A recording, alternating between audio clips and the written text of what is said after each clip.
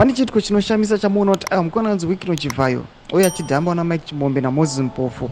Aiwa vanhu zvavashandisika nazvo nekuti evidence iripo inoratidza aiwa anga ari mabusiness partners avo vakasacrifice kuti ivo vapinde muusungwa iye asare ari freed.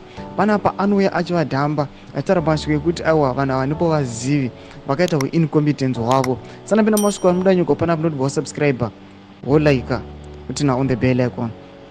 Tipita the news vakusanyira vachiti Zimbabwean controversial tycoon Hezvo Chivhayo, who is close to President Emmerson Mnangagwa, says he is not responsible for the current prolonged detention and misery of his erstwhile business partners Mike Chimombe and Moses Mpofu, describing them two incompetent idiots who were once his tea-boy and shoe polisher, not business partners. Commenting on a news post that he has thrown his business associates under the bus, Chivhayo sarcastically writes, "Ini ndini ndadi pavaiba mbudzi dzenyika and participated in street light tenders. I wasn't there.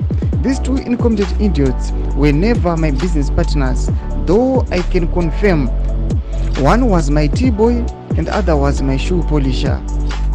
#NewsHawksLive.